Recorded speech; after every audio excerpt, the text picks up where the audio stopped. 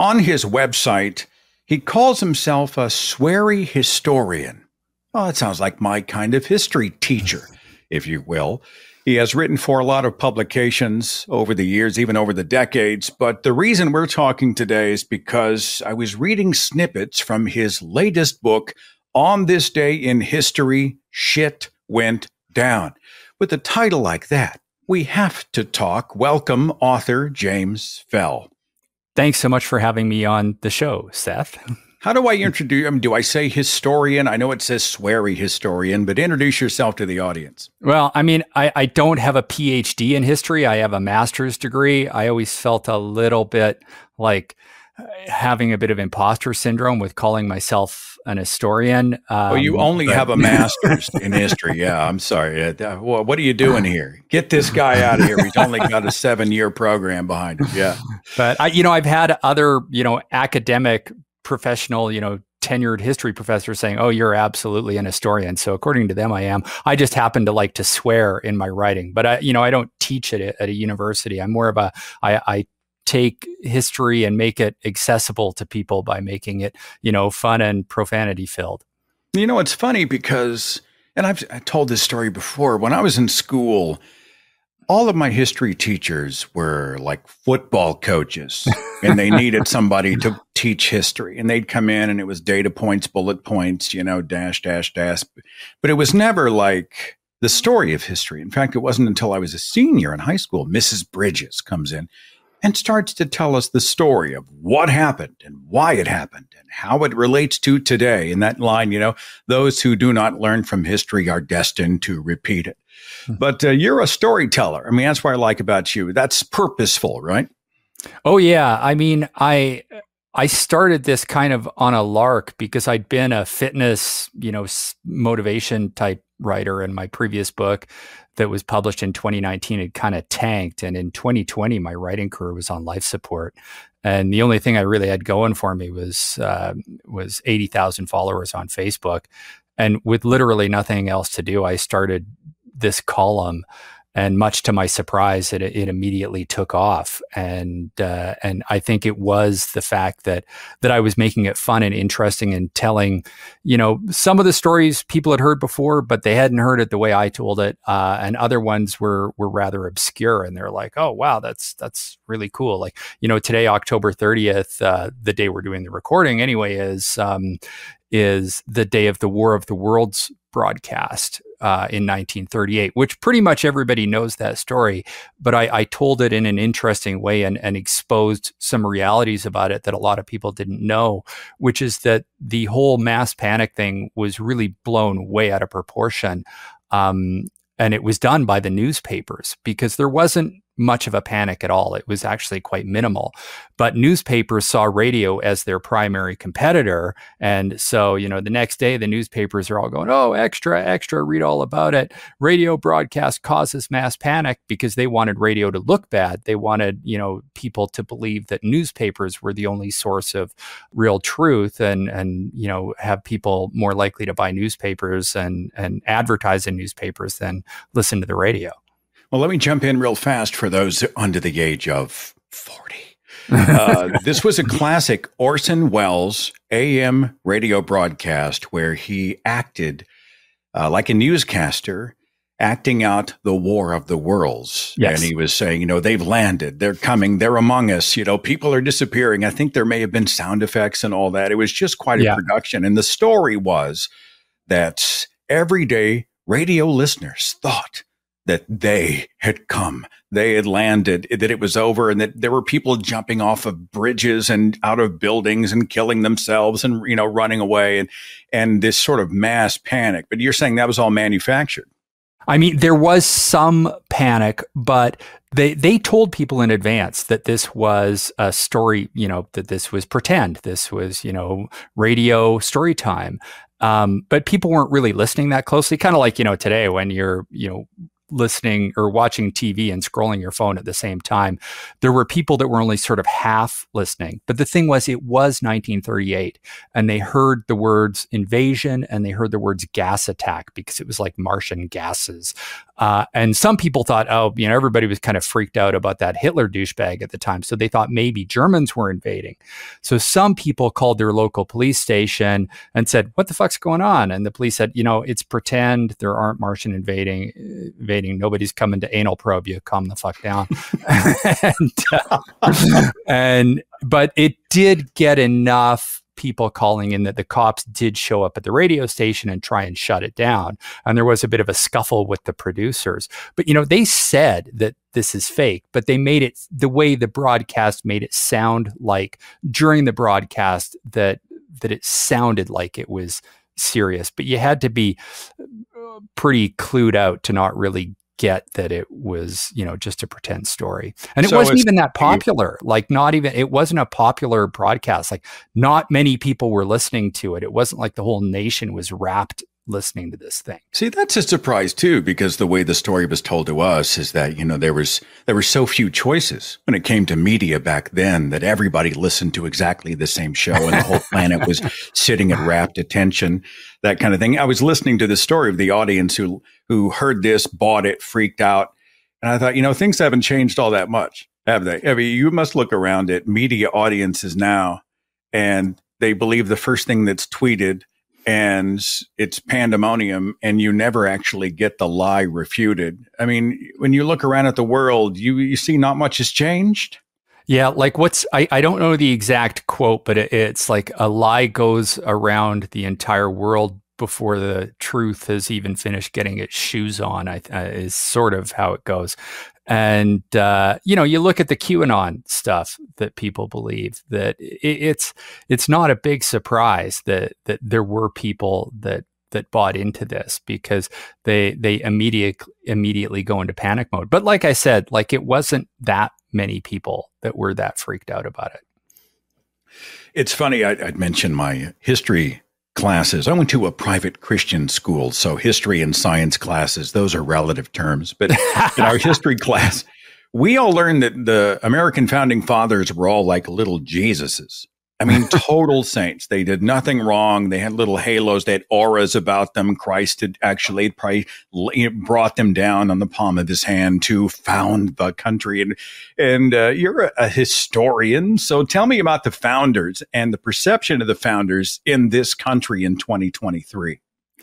Well, I think, most of them were slave owners, and the whole, Declaration of Independence, all men are created equal. It was, just white males that they were talking about. And so, yeah, it was, we're talking about the 18th century here. They had some very warped ideas as far as modern people are concerned about,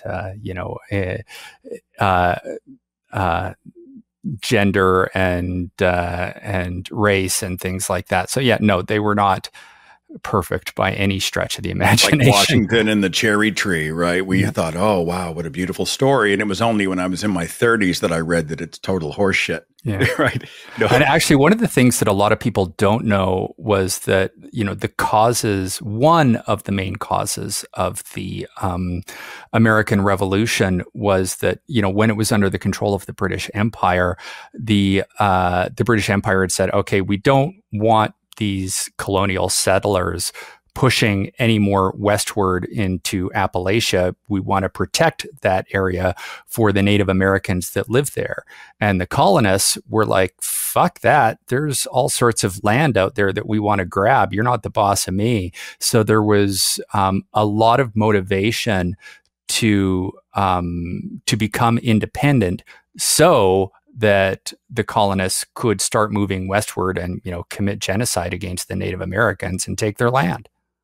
Well, how much of the exit, some would say exodus from Britain, was about escaping theocracy? And we talk a little bit about escaping the sort of the dominion of the Church of England to be able to be free. Is that a myth as well? No, it was was, you look at the Puritan invasion on the Mayflower, that Puritans weren't very well thought of in Britain. They were, there was the Church of England that was sort of the official church. And then they, some of them went to Holland, and then they said, okay, well, they weren't very well appreciated in there either. So eventually they realized that, oh, well, we can go to the United States and have religious freedom there, and which for them was the freedom to totally fuck up American social mores for the next several centuries. You ask a lot of people ask the question, like, why are Americans so uptight about sex? And a lot of it had to do with the type of people that flocked to what became the United States, imposing their very uptight morality upon society. You look at Western Europe, and it's, comparatively speaking, very sexually liberal compared to a lot of the United States. It's interesting we talk about our historical figures deified. Christopher Columbus. I'm embarrassed, James. I'm embarrassed because I used to think, he discovered America, and I for so long, and then I finally actually read the history on Columbus and said, "Oh my, what the!" I just could not believe what an absolute monster the guy was. Have you gotten into Columbus?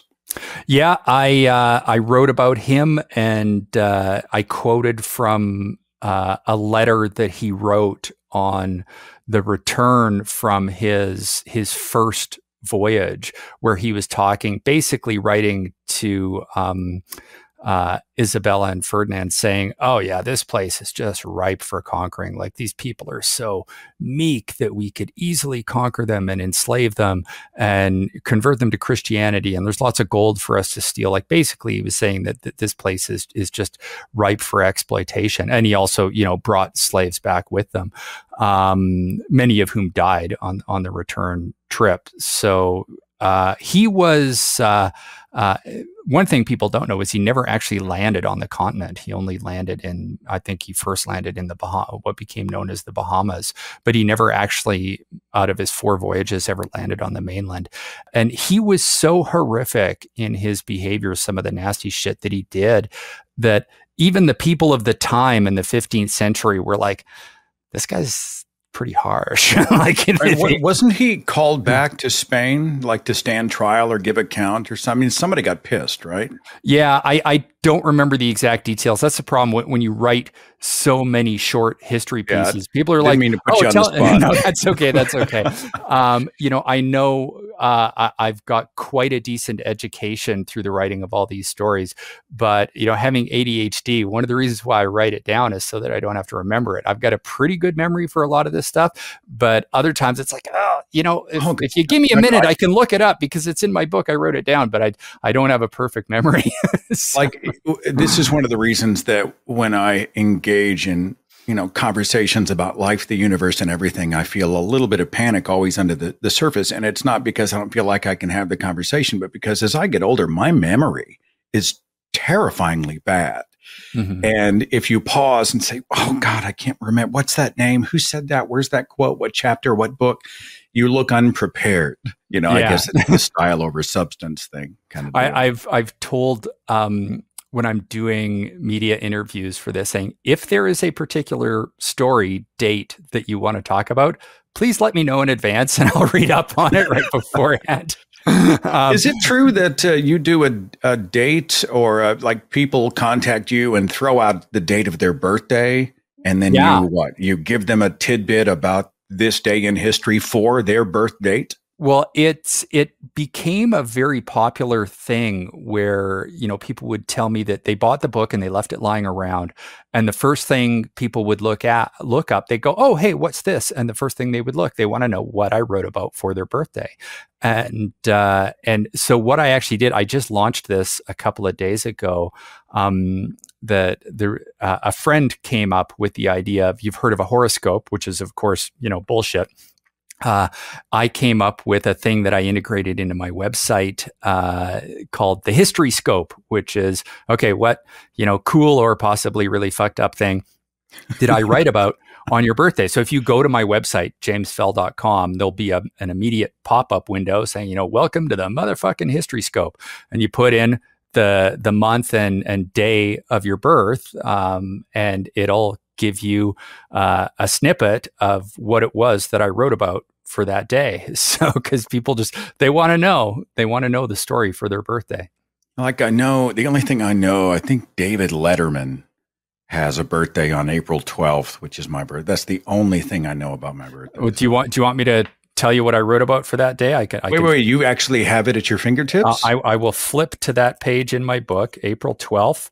That is the day that in 1961 that Yuri Gagarin went into space, the first person to ever go into space. And what's interesting about Yuri is that 6 years later, he was on backup for the Soyuz 1 mission that ended up killing one of his fellow cosmonauts. And so the Soviets said, "Oh, well, we can't have the first cosmonaut die." So they said, "You don't get to go into space anymore." So he went back to being a test pilot. And a year later, in 1968, he was flying a MiG-15 and it crashed and he died. So, bummer. See, this is why James and I are talking. Like, you just cracked open a truth egg on this show right now. There's a story in your book that really struck with me. You talked about the 5 missionaries in Ecuador. I want to say it was 1950 something. It's like mid 20th century. I want to say it was in the 50s. 5 of these Christian missionaries go to some remote area in Ecuador. They're going to bring the gift of the gospel to the local tribes. Yeah, it was 1956, and it was the Harani, I apologize if I pronounced that incorrectly, were uncontacted, violently hostile tribes in the Amazon, and these 5 Christian missionaries decided that they were going to bring the word of Jesus to them. And so what they did was they flew a plane and they circled the plane around the tribe and then lowered gifts of, like, pots and machetes and stuff like that. And then the tribes people put some of their own gifts in the basket to return up to, Sky Santa. And they took that as, oh, well, they're ready to receive the Lord. And as it turned out, they weren't receiving shit because they landed their plane on a riverbank and then went out. And at first things were okay. But then, there was a little bit of a cultural clash, misunderstanding. And so the Harani said, nope, fuck these guys. And they went out and killed the shit out of all 5 of them and, set their devil sky machine on fire too. And you would think that in the aftermath of that, they would say, okay, we need to leave these people the fuck alone. But being, fundamentalist Christian evangelical zealot douchebags, no, what happened instead was that the story made international news. And tons and tons of money came in to finance further evangelizing efforts. And these Christians kept going back, trying to contact this tribe. And eventually they were successful in converting some of them to Christianity, which makes me just go, Jesus fucking Christ. They're like, oh God, look, fine. We'll say the prayer. Just stop showing up and bothering us. Well, the reason it came to my mind is that in my old Christian radio days, our AM station used to run the gospel program, or an evangelical teaching program that was hosted by his widow, Elizabeth Elliot. Jim Elliot was one of the missionaries killed. And so his wife was a radio host. And I hate to say it this way, but she essentially built her ministry and reputation on the corpse of her husband. Oh yeah, totally. He'd given everything for the cause of Jesus. And what a great example. And here I am carrying the torch. I mean, I don't think that's just the cynic in me. I think she literally did use his casket as a soapbox. Yeah. And not only that, but a fundraising vehicle as well. Crazy. I want an autograph from you, James. I was going to bring this up earlier, but I want your autograph for one specific reason. This was a post that you put on Facebook on the 6th of October. It may have been shortly around this time that I reached out to you and said, we have to talk. You used the following nicknames for Donald Trump in one piece, one article: Scooby Coop, Manchurian Cantaloupe, Danger Yam, Coppertone Caligula, Orangutan Oligarch, Cadet Bone Spurs, Tangerine Palpatine, A Gulf Hitler, Jackass O'Lantern, Donnie Crappleseed, Dayglow Taint Stain, Orange Shit Gibbon. I don't even think I got them all. I was laughing out loud. You must be smiling. You tell me you're not cracking yourself up when you're writing about the Orange Avenger. There is a good chance that if you laughed while reading it, this is going to sound terribly lame, but if you laughed reading it, I was probably laughing while I was writing it. And I can't take credit for all of those names. Some of those were just ones, you hear in surfing the internet. Other ones I did make up. I think Jaundice Jesus was one that I definitely made up. I have used Danger Yam, I think 5 times in the last week. It just made me laugh out loud. I am shocked. Here's the part of where the audience is like, crap, here he goes. I am reading that the vast majority, the front runner in today's Republican Party for the 2024 presidency remains Donald Trump. And I watch sound bites from they're not news conferences, his rallies. And I just hear this word salad. I mean, it's just more and more disjointed and bizarre and stupid and crazy and conspiratorial and pathetic. And I'm like, who looks at that and says, more, please, right? I want that. Give me more of that. I've given up hope, James. I literally think bring on the asteroid, right? I think that it's a combination of two things. It began with a lot of it really does have to do with white supremacy. He became very attractive to a lot of white people because he didn't have to do anything for them in terms of, improving their station in life. He just had to make it okay to take pride in being white. It was LBJ who said that if you can make the lowest white man feel like he's better than the best black man, then he won't notice that you're picking his pocket. And there's still a lot of truth of that in the United States where, Trump came along, or Danger Yam came along and told people that it was okay for them to feel pride in being white, that was all that they really needed in order to start worshiping the guy, because a lot of them were, feeling very destitute and believing conspiracies about, the great white replacement and stuff like that.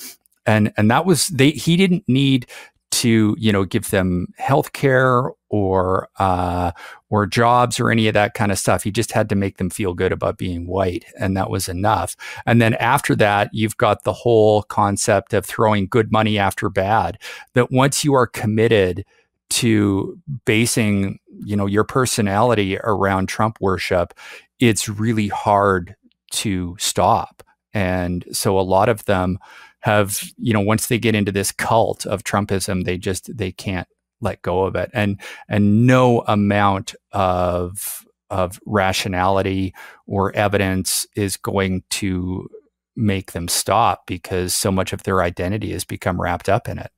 It was early October you had written a piece or late October. It was called Homo Sapiens Are Primed for Belief. We talk a lot about this, how psychology can be weaponized to consolidate, to rally, to enrage, to terrify, to distract. And you got into sort of how the elites have long used moral panic for power. You want to get into that at all? There is a famous quote by the science fiction author Robert Heinlein that goes, you can sway 1,000 men by appealing to their prejudices faster than you can convince one man by logic. And that is one true fucking statement.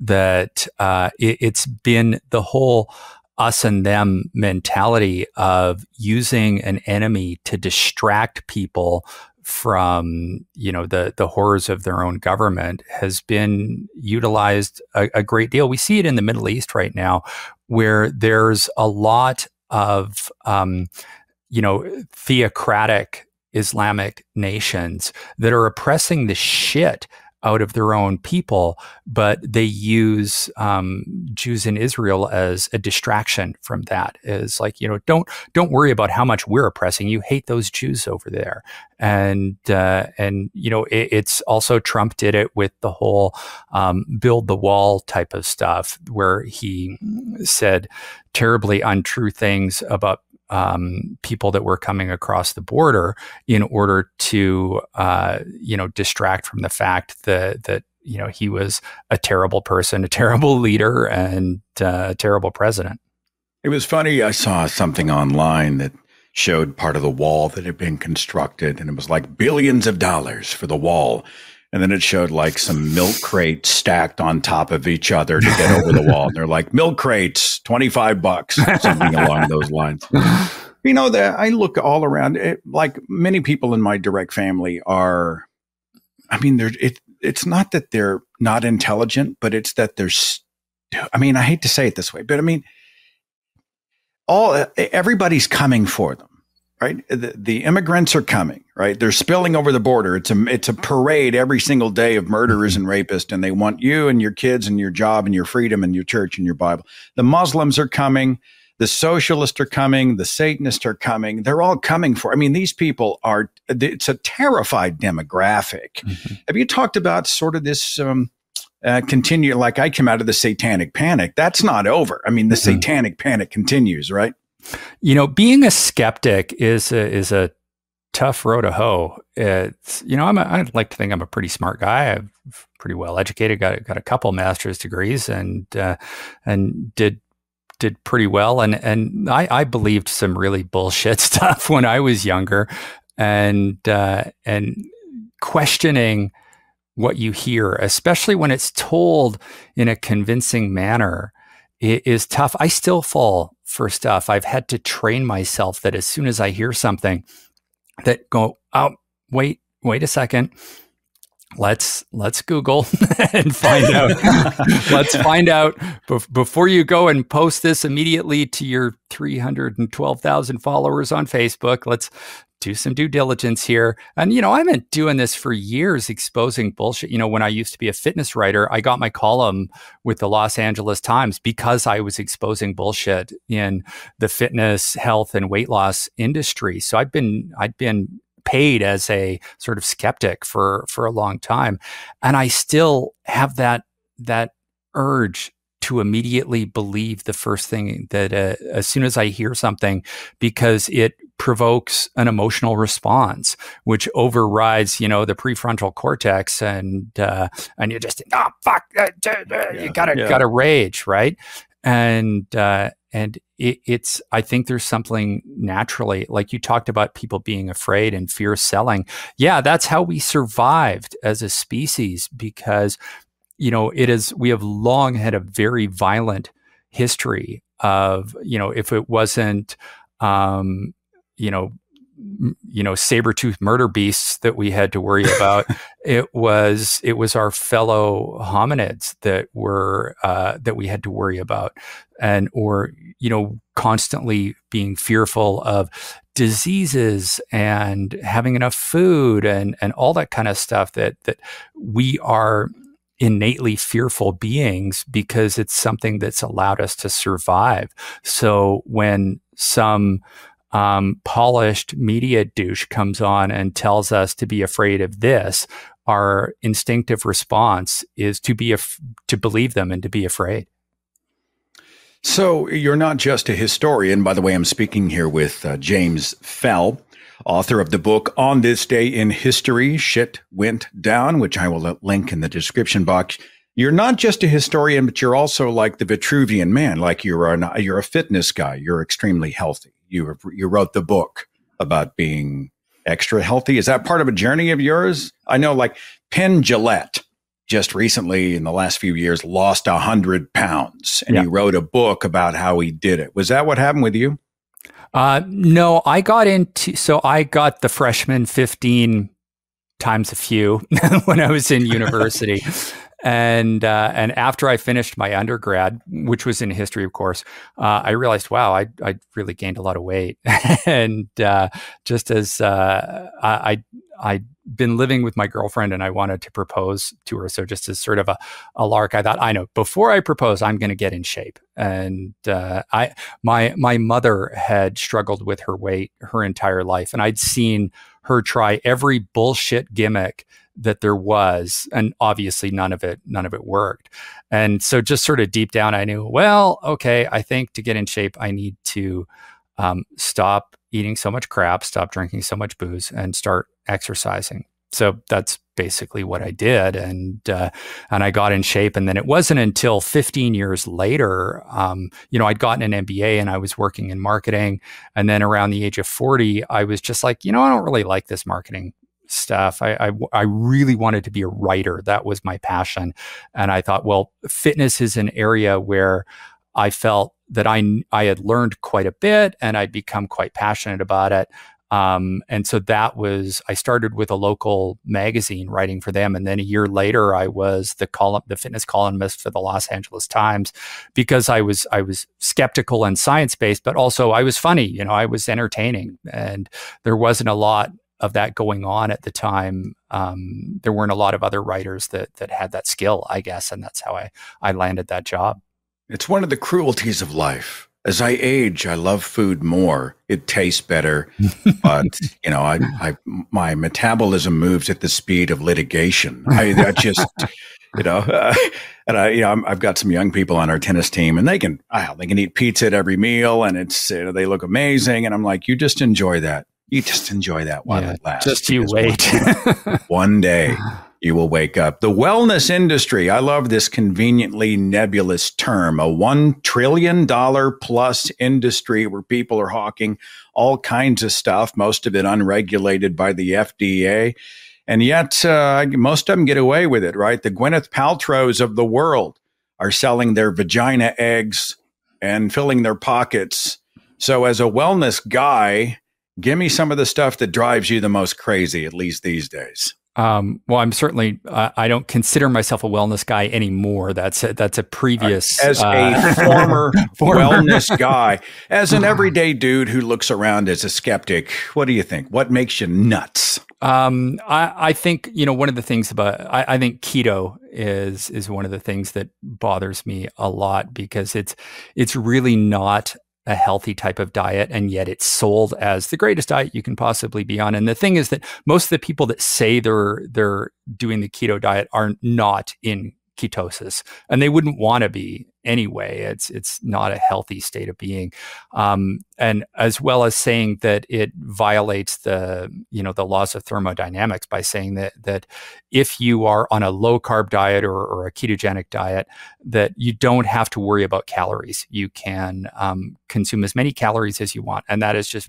blatantly false, and has been disproven through randomized controlled trials time and time again, that when it comes to losing weight, it is about creating a sustained caloric deficit. And it doesn't matter what the composition of your diet is.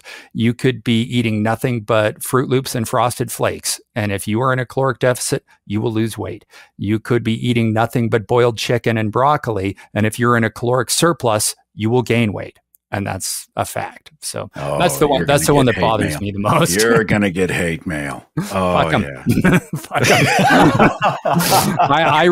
I slagged on ketogenic diets and low carb diets and anti-sugar fear mongering for years, and I got a lot of hate. I'm used to it, but the thing about it, we were talking about fear mongering. There's a lot of fear mongering in diet. And the one thing about low carb that quote unquote works for people is rule simplicity. That following a specific type of diet is mentally taxing. It's a very difficult thing to do. And when people say, "Oh, don't eat carbs," they have a tendency to end up cutting out all sorts of problematic foods. Like, oh, well, McDonald's cheeseburgers comes with a high carbohydrate bun. Therefore, I need to stop eating McDonald's cheeseburgers. And, or donuts and other sort of treats like that. And it creates a very simple rule for them to follow, which de facto results in fewer calories being consumed, and therefore leads to weight loss. And therefore they think that low carb diets are a miracle. And you could just say, you know what? Another rule would be, well, just don't eat out anymore. Just prepare meals at home and don't worry about your macronutrients nearly so much. And it would probably end up with the same type of a result. This is just such a bunny trail. It's not even remotely in my prep. I just started talking about health just because it's interesting. We can move on. It's okay. No. I mean, we're just talking over coffee. I have a presentation that talks about deep-seated beliefs, the stuff that's been branded into our brain that feels intuitive. And when you come forward and you're like, well, actually, there's no science to back that up. People don't say, that's interesting. Let me go and do some further digging. Can you send me some sources? I want to have the best idea. Instead, they say, no, that makes no sense. One of them was MSG, right? Mm-hmm. MSG is not the horror movie that people say that it is. It's in many of the natural foods that we eat, and people consume it all the time without a problem. You would have to have a massive amount of it to have any kind of reaction unless you have a specific allergy. We talk a little bit about gluten in that way. Sugar does not make children hyperactive. I said that the other day, and I thought they were going to circle my house with torches. Yeah. We both have a mutual friend, Yvette D'Entremont, the Psy Babe, did a feature years ago on chiropractic. I'm surprised that there hasn't been a fatwa. I mean, I guess the level of vitriol against her was insane. Right? Oh yeah, I remember that. The fallout from that was just brutal. And I've experienced some online viciousness from some of the things I've written, and I don't think I've ever experienced anything like that. She was very brave to take that one on. And I think that everyone, even the most hardened skeptics, have their pet bullshit that they don't want to let go of. That people can be skeptical about religion and crop circles and alien anal probes and all that kind of stuff, but then there's this one thing that's like, no, I don't believe that. One of the ones that I ended up sharing, that the amount of backlash that I got was just ridiculous, was there was research that showed it had been done via an MRI that showed that female squirting as a sexual thing, that mostly what was coming out was urine. And there were people in the comments that just freaked out. There was like, no way, she's not peeing, I'm not peeing. It was. I'm afraid to Google this one, James. It's a little bit nervous. Getting a little bit NC-17 there, but yeah, it's that was the one. It was.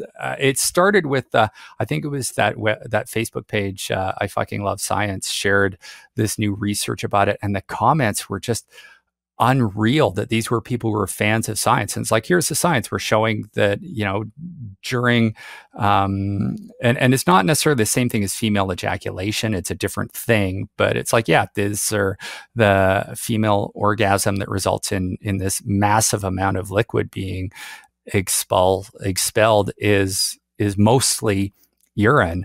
And people lost their minds. They were really upset about that. This is just a direction I did not expect our conversation to go, James. People wanted to believe that there was some like magical orgasm bladder that has never showed up on any, sort of autopsy or CT scan, or guys believed that their penises were so magical that it like opened a doorway in the space vagina continuum to like magically transport this love nectar out or something.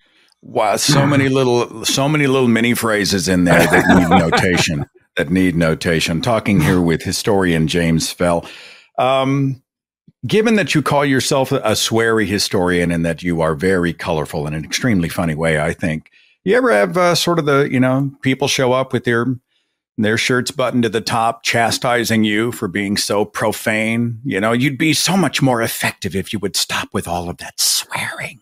Oh yeah, and it usually doesn't go well for them in the comment section because it's happened so often. I do have some very wonderfully dedicated followers on my Facebook page that it happens frequently enough that people will say, "Oh, you sound uneducated, and this would be a lot better if you didn't swear," and they usually get pretty dogpiled, and I let the dogpile happen because they can delete their comment if they don't like it, and usually they end up doubling and tripling down. But the people share articles saying that people who swear are actually more intelligent. I don't know if that's actually true or not. Well, they're happier. I've read yeah, that one. I would say so. Well, they walked into your living room, James. They walk into your house, whether it's online on your page. I have the same thing happen. They'll walk in and go, "Well, that's not why I'm here," and I'm like, "Well, there's the door, right? Fuck off."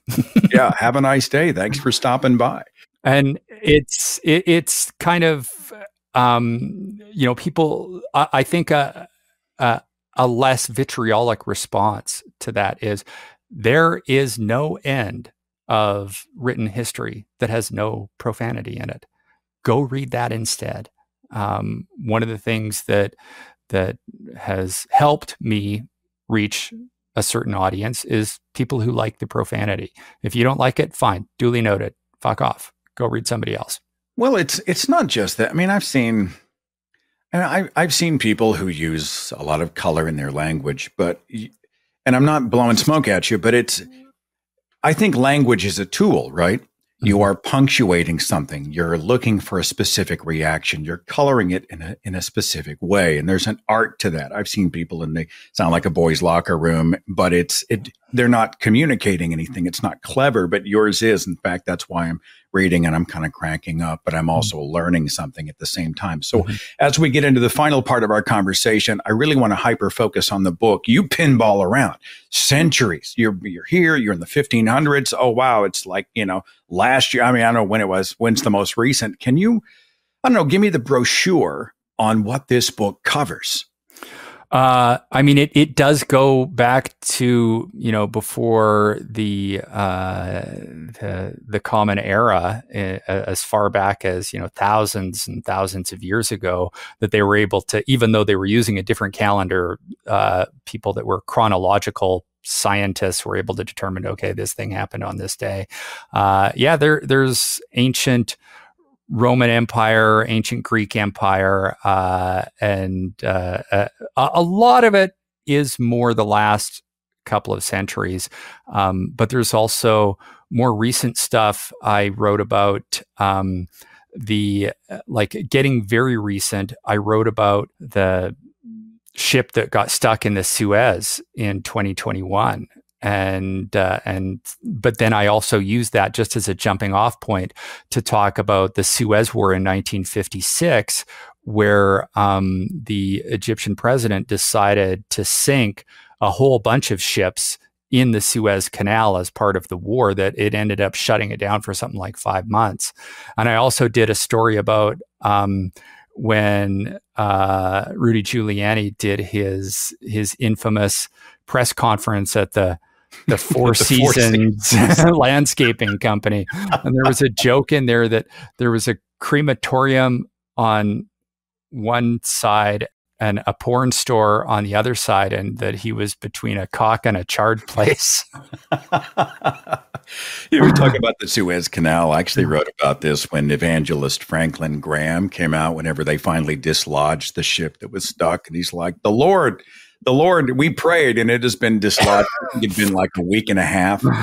And of course, they were waiting for the tides because of the cycle of the moon and gravity and all those things. So I'm like, well, wait a minute. I mean, needed a week and a half to wait for the moon to do to the tides what would have happened anyway, and people were over there digging, and it's just absolutely insane, right? Yeah, it's like gun violence. Thoughts and Prayers has not done anything to prevent that. So it's anything like, give me, I'll put you on the spot real fast, but give me one or maybe two specific stories out of the book. Give me a morsel, and we'll send them out there for the entire buffet. So one of the ones that I wrote about was the defenestrations of Prague. That, I remember learning the word defenestration as a kid and thinking, oh, that's funny. It means to throw someone out a window, and thinking it was a funny word. And then, wondering, wait, was that a thing that people actually did? And as it turned out, there were three different ones I wrote about, mostly about the first one that happened in the early 15th century. These were people that were like proto reformists of the Catholic Church. This is like almost a century before Martin Luther showed up and, came up with his 95 reasons why the Catholic Church could fuck off. And there was this group in Prague that were called Hussites. And they were followers of a guy named Jan Hus, who was a church reformer, and he'd been burned at the stake, for praying wrong. And his followers were going to the town council to protest, and somebody threw a rock from the top of the town hall and hit one of the Hussites, and it gave everybody a grand fucking idea. And they went in and threw a bunch of members of the town council out of this high window. And they died because those kind of checks don't bounce. But then there was, so that became a thing called the defenestrations of Prague. That there was another one a century later, and then another one a century after that. And it was I think it was in about 1619, I think. And the funny thing about that one was that there was another one of these, this was after Protestantism had gotten legs. And again, it was Protestants versus Catholics. And they threw a bunch of people out of, I think it was the Prague Castle. And they didn't die though, because they landed in a big manure pile. And so they didn't die. And of course, the Catholics had to say, oh, they were saved by angels. But no, it was actually a pile of shit that saved them. But the result of that was that it initiated the 30 Years' War that resulted in something like 8 million deaths that were, it spread across Europe. That was largely battles between Catholics and Protestants, because, the Catholic Church was losing power to the Protestant Reformation, and they didn't like that one bit. It's funny when I read your stuff, but I read when I read Yvette, she likes to post this moment in science. I'm struck by just how awful we've been. I really do try to see the good in people, and I think there's a lot of good out there. And but I also look around and I think, what? How? Well, who thought that was moral, and how could someone inflict that kind of cruelty? And, she wrote an article I couldn't even finish it, about, how back in the space race days, they put a dog in a rocket and, shot it up. I can't even think about it because it makes so as you look at the history, we'll finish with a philosophical note. When you look at the history of history and the behavior of humankind, are we good? What do you think? No, it's funny. I think that the average person is, and we're very communal. And you look at modern society today, the vast majority of us are not murderers. The vast majority of us are not terrible people doing terrible things.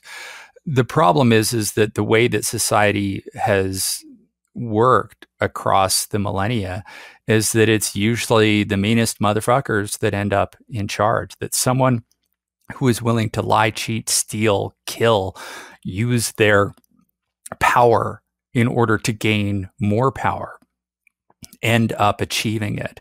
And then others, the vast majority of society are bystanders looking for who is going to come out on top, and then we're going to end up following them because, they don't want to try and get into the fray. The famous quote that most of us know is that power corrupts and absolute power corrupts absolutely. There's more to that quote that I can't remember it exactly, but it's something to the effect of powerful men are almost always bad men, and that ends up being true. So it's the typical human ends up just being a bystander to those who are willing to duke it out. And usually it's the most vicious that ends up on top, and they end up controlling our lives. I have that conversation when I talk to people and they talk about karma, this sort of cosmic equilibrium. You know, they're going to get what's coming. What goes around comes around. I'm like, karma's crap. Like, we all know people, terrible people who got away with it. And we know lovely people who just got their asses kicked for their entire life. Mm-hmm. Yeah, the whole idea that. And beyond that, when I read the headlines every single day, I think it was Carlin who said something along the lines of, inside every cynic is a frustrated idealist. James, I'm a frustrated idealist, man.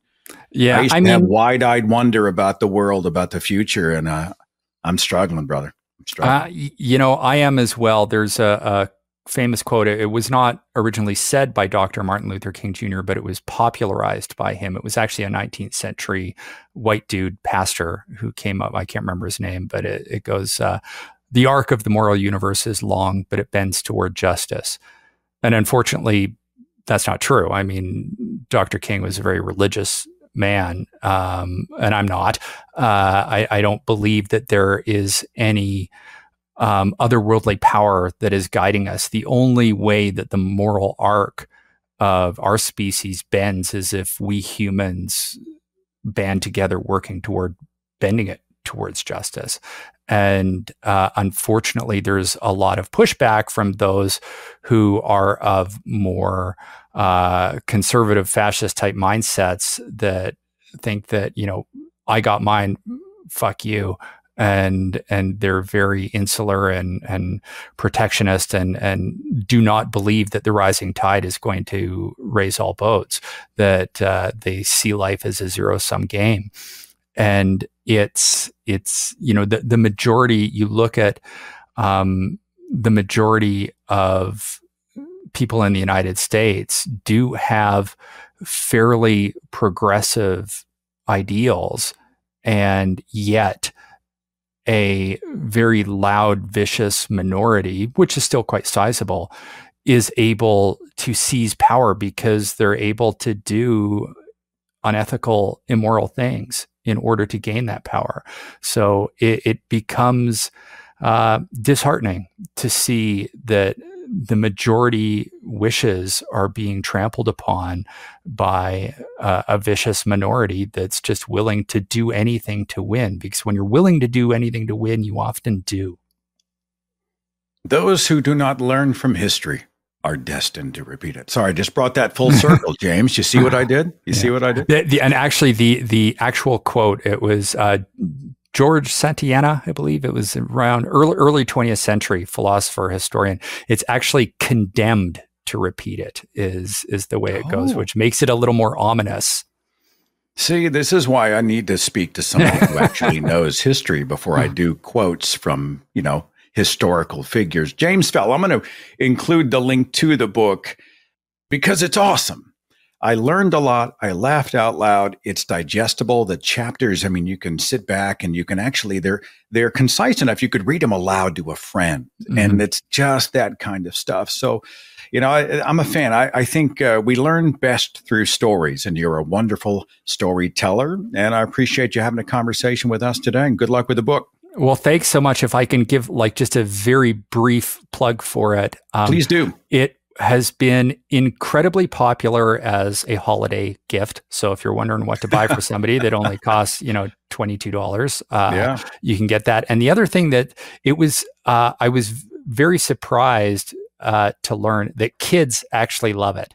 That I did not write this book for kids, definitely not. And yet there are many children. I heard from a lot of parents that said, "Oh yeah, I bought this book and my kids stole it and they won't give it back." And these are quite often kids that don't even like to read. I've learned that I've turned many kids into readers because the stories are short. They're 400 to 500 words, and they're unapologetic and, you know, very liberal leaning and full of profanity, and kids just seem to love it. So if you have a teen that you think you're not sure what to get them as a gift, then I could teach them some new words. Awesome. His website, jamesfell.com. Thanks again for coming, man. Oh, thank you so much. I had a really good time today. I appreciate it, Seth.